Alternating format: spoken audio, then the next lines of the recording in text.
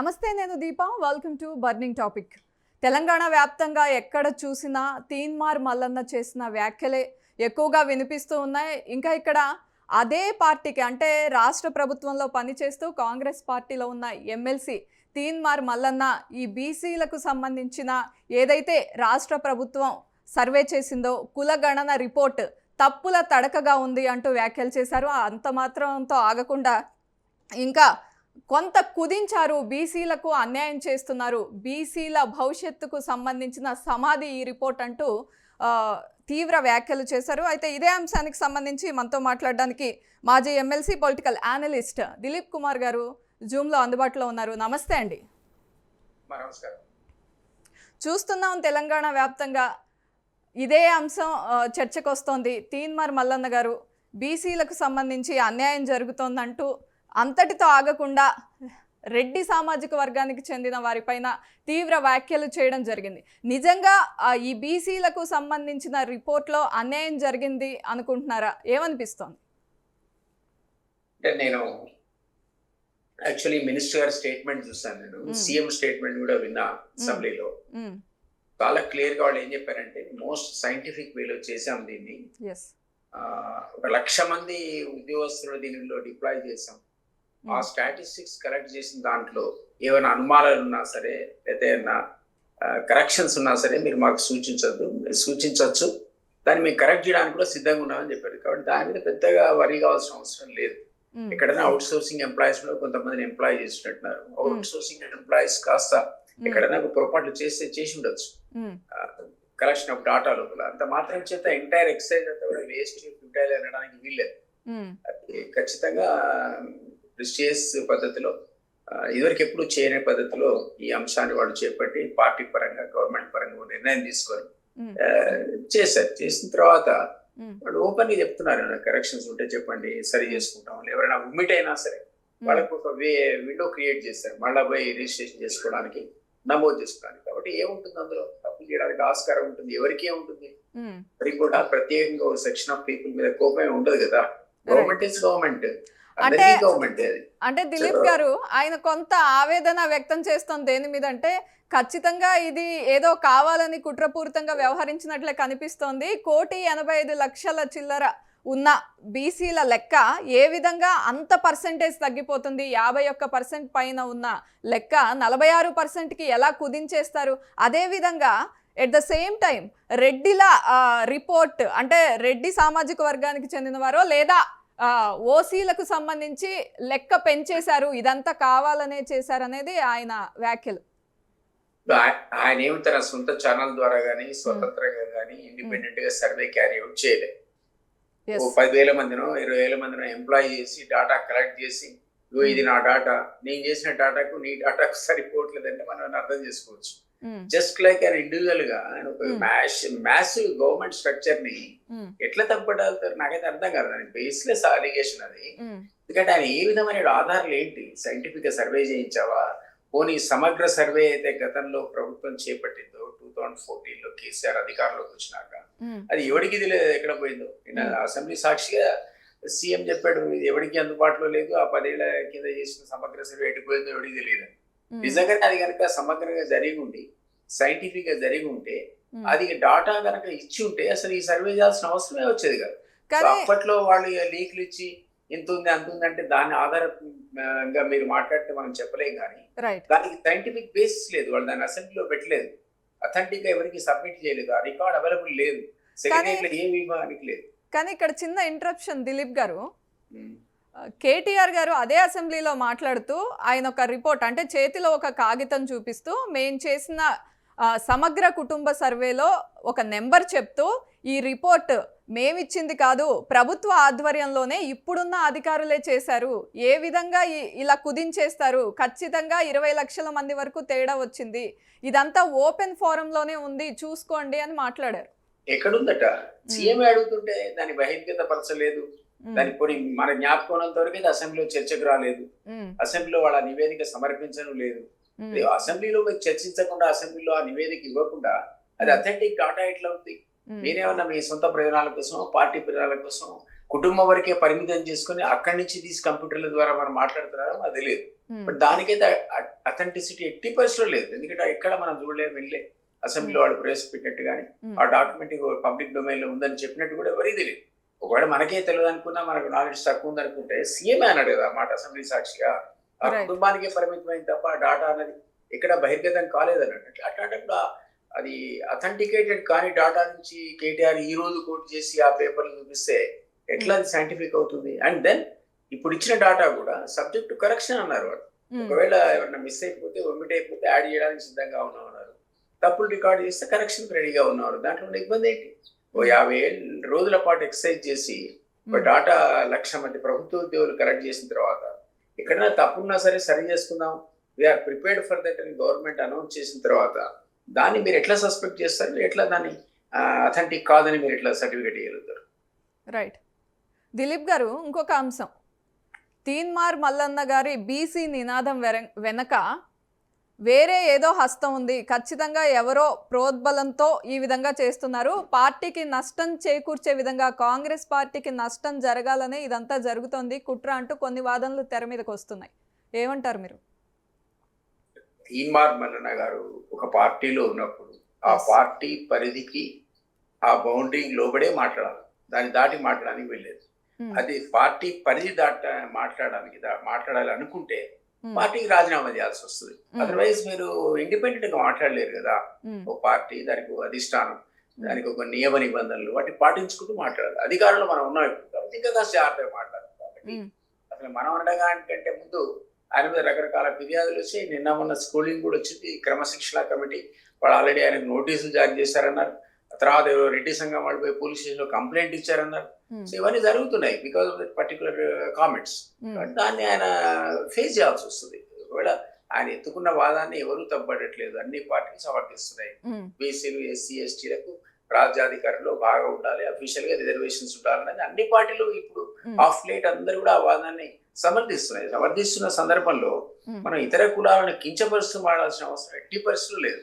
అది మనం ఉన్న సొసైటీలో మనందరం సమానమే. ఒక ఆపర్చునిటీ గతంలో కొందరికి ఎక్కువ వచ్చి ఉండొచ్చు, ఒకసారి తక్కువ వచ్చి ఉండొచ్చు. అంత మాత్రం చేత దాన్ని సరి చేసుకోవాలి, లేదా దాన్ని సరి చేసుకునే పద్ధతులు సూచించాలి తప్ప మనం జస్ట్ లైక్ దట్ అవతల వాళ్ళని చులకన చేస్తూ లేదా తూలనాడుతూ మాట్లాడితే ఇట్లాంటి సమస్యలకు దారి తీస్తుంది. పర్టికులర్లీ ఒక పార్టీ తరఫున ఎన్నికైన తర్వాత ఇంకా లిమిటేషన్ ఎక్కువ ఉంటుంది. దానికి ఖచ్చితంగా దానికి ఒక పరిధికి లోబడి మాట్లాడాల్సి వస్తుంది. కాబట్టి తీన్మార్ మల్లన్న గారు ఆ పరిధి దాటి మాట్లాడుతున్నారని నా వ్యక్తిగత అభిప్రాయం. సమాధానం ఇచ్చుకుంటాడు అది లేదు. రైట్, మీరు అన్నట్టు ఖచ్చితంగా ఏ కులం మీద వ్యాఖ్యలు చేసినా అది తప్పే అవుతుంది, అది అందరూ ఖండించాల్సిన విషయమే. కాకపోతే ఇది కొత్త ఏం కాదు. కాంగ్రెస్ పార్టీలో ఉంటూ ఇంతకు ముందు కూడా కాంగ్రెస్ పార్టీ లైన్ క్రాస్ చేసి ఆయన కొన్ని వ్యాఖ్యలు చేయడం గతంలో కూడా జరిగింది. కానీ అప్పుడు పార్టీ నోరు మెదపలేదు. అంటే కాంగ్రెస్ పార్టీ నుండి ఎవరైనా బయటకు వచ్చి మాట్లాడే ప్రయత్నం కానీ, లేకపోతే ఇప్పుడు ఇచ్చినట్టు షోకాజ్ నోటీసులు ఇవ్వడం కానీ జరగలేదు గతంలో. అంటే కొంత పేషెన్స్తో ఉందా కాంగ్రెస్ పార్టీ, లేదా ఆయన ఏదో మాట జారు ఉంటారులే చూద్దాము అన్నట్టు వదిలేసిందా? ఇప్పుడు మరీ మితిమీరిపోతుందనే ఉద్దేశంతో షోకాజ్ నోటీసులు ఇచ్చారా? లేకపోతే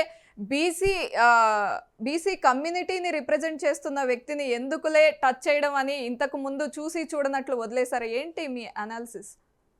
నేనైతే అనుకుంటా చూసి చూడకుండా వదిలేసి ఉంటారని. ఎందుకంటే అప్పుడు ఇంత తీవ్రంగా ఎప్పుడు తిట్లే, ఇంత తీవ్రంగా ఈ స్థాయిలో ఆయన గతంలో ఇచ్చినటువంటి అలిగేషన్స్ లేవు. ఇప్పుడు అయితే మరీ ఘాటు పదాలను వాడుతున్నాడు ఆయన, కొద్దిగా ఇబ్బందికరమైన పదాలను వాడుతున్నాడు. కాబట్టి ఇతర కమ్యూనిటీస్ డెఫినెట్ గా అఫెండ్ అవుతాయి.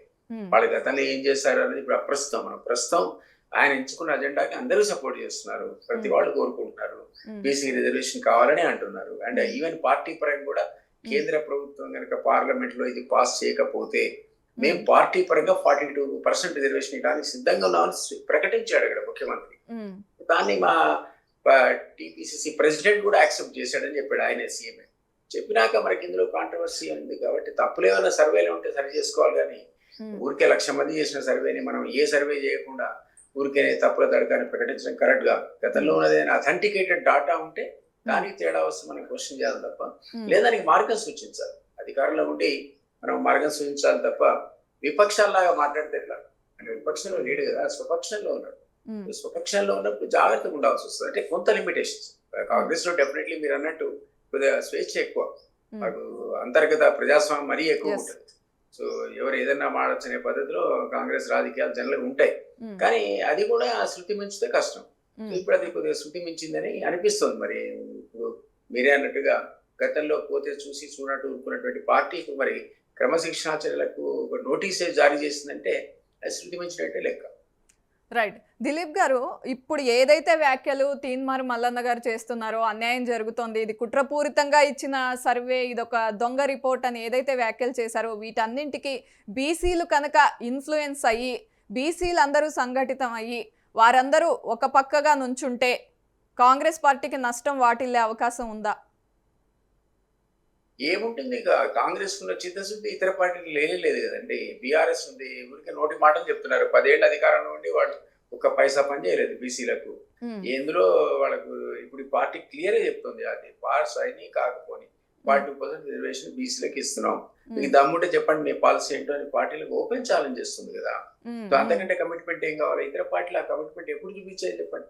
మీకు సింపుల్ గా చెప్పాలంటే బీఆర్ఎస్ అధికారంలో కొంతకాలం కింద రాజశేఖర రెడ్డి గవర్నమెంట్ లో ఉండింది.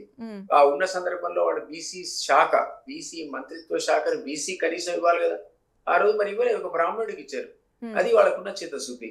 దళితుడిని ముఖ్యమంత్రి చేస్తా అన్నారు, ఎడిపోయిందో లేదా 10 ఏళ్ళలో దళితులు మాత్రం ముఖ్యమంత్రి కాలేదు. పోనీ దళిత జాతి ఉద్ధరించ కూడా పడలేదు వాళ్ళు ఉన్న పథకాలతో. ఒక్కోటి స్టార్ట్ చేయడం మూసేయడం, స్టార్ట్ చేయడం మూసేయడం, వాళ్ళకున్న చిత్తశుద్ధి అది. ఇక బీజేపీ సంగతి మనకు తెలుసు ఆల్రెడీ. సో నేనేమంటున్నానంటే ఇన్ని రకాలుగా అంటే మేము ప్రాక్టికల్ గా ఈరోజు 42% ఓపెన్ స్టేట్మెంట్ ఇచ్చి రేపు ఈ స్థానిక ఎన్నికల్లో మేము అభ్యర్థులు 42% పార్టీ పరంగానే నిలబెడతాం. ఒకవేళ పార్లమెంట్ ఒప్పుకోకపోతే అన్న సందర్భంలో మాకున్న చిత్తశుద్ధిని ఎట్లా ప్రశ్నిస్తారు ఇక మీరు?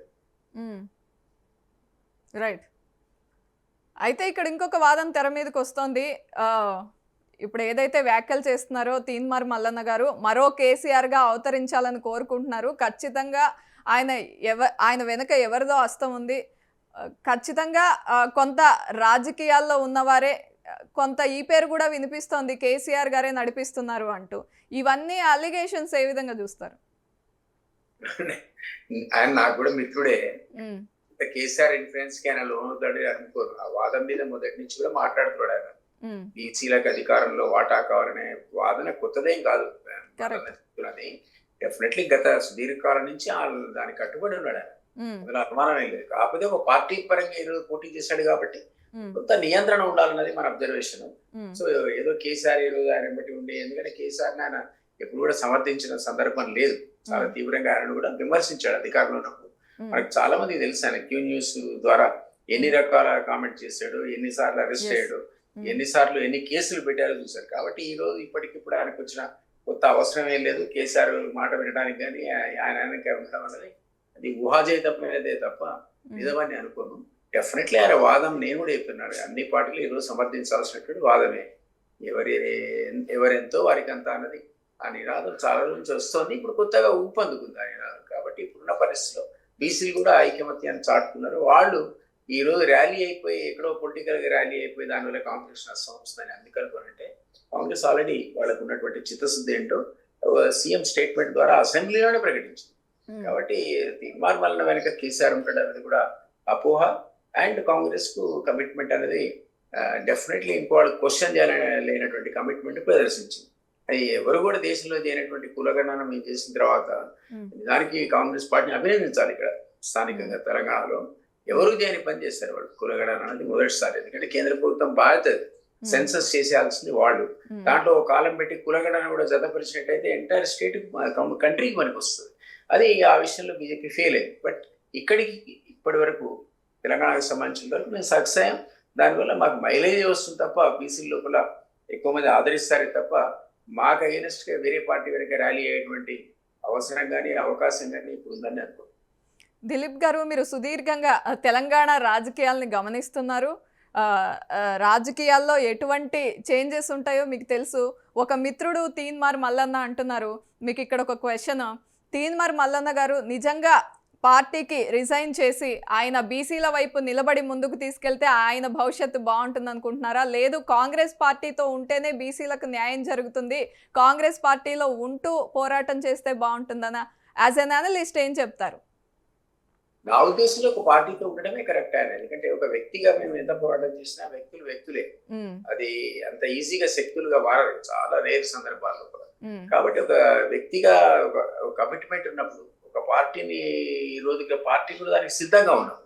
ఇక్కడ లేదు మేము బీసీలకు అనుకూలంగా లేము, ఆ రిజర్వేషన్ మాతో కాదు, అది గవర్నమెంట్ ఆఫ్ ఇండియా చేతిలో ఉందని చెప్పి వదిలేస్తుంది వేరే విషయం. But we are for it. And వాళ్ళు చేసినా చేయకుండా మేము రిజర్వేషన్ అంతమందికి ఇస్తామని అంత స్పష్టంగా కాంగ్రెస్ ప్రకటించిన తర్వాత ఆయన కూడా దీంతో సేల్ అయితే ఆయన శక్తి మా శక్తి తోడైతే మరింత బీసీలకు లాభం జరుగుతుందని నా ఉద్దేశం.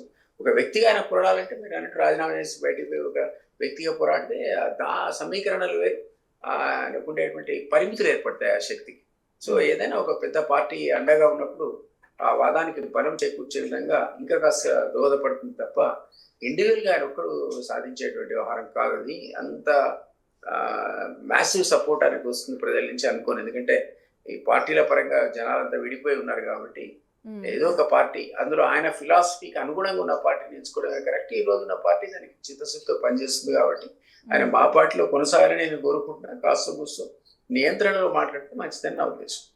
రైట్, థ్యాంక్ యూ దిలీప్ గారు టైం ఇచ్చినందుకు. Thank you. ఇది ఇవాల్టి బర్నింగ్ టాపిక్. చూస్తూనే ఉండండి యోయో టీవీ.